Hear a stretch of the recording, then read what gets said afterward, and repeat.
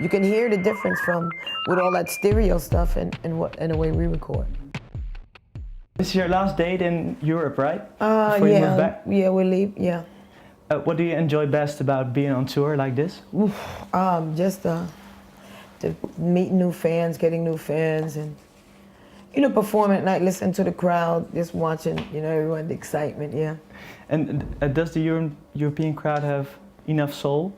Definitely. I mean, the European crowd is what got us started here. I mean, if it wasn't for the European crowd, we would have never been discovered if we had just waited to stay in America. Yeah, why is that? I don't know. Americans doesn't seem to realize about good R&B and good soul music.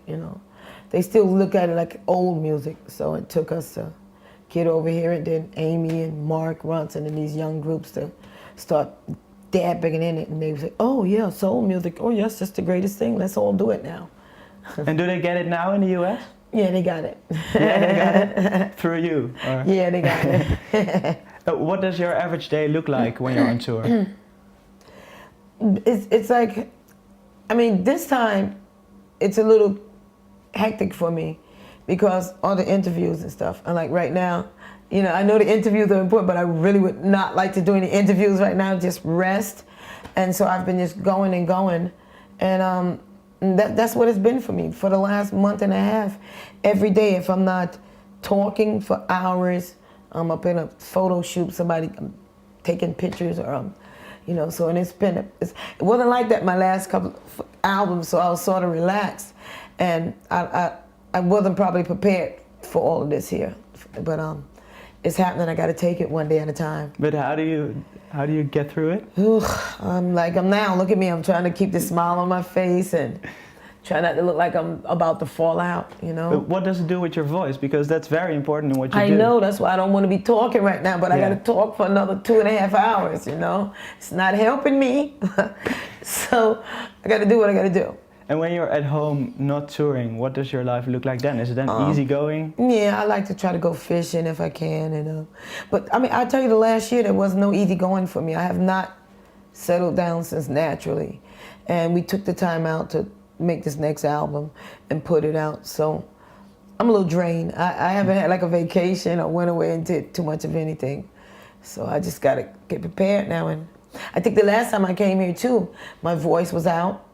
I did a TV show, and they're doing the same thing again. They're gonna let me talk all day long. So I hope my voice be better tonight than it was the last time I was here. The album has just come out. Was that a relief? April 6th. Was it a relief? Yeah, once it was out, and and I started hearing it, and people start talking about it, Do you think, because it's a new soul record of this era, do you think the world needs these new records? With all these old ones? Yeah, we need some new soul, because the old ones are the old ones. You're going to always continue to play those. Those are the classics. So, but now, then our stuff will probably become a classic 20 years from now down the road, or 10 years. And what do you do different? As far as the singing? Nothing. We just went in and do what we usually do. Just the guys write, and I go in and I sing them, and they write a story, and I bring the story alive. And you recorded the album with an 8-track recorder, right? Yeah. And what are the advantages of that? I don't know. You have to talk more to Bosco for that, the producing part. That comes to those guys. Me, all I know is that it gets a better sound. It sounds more natural.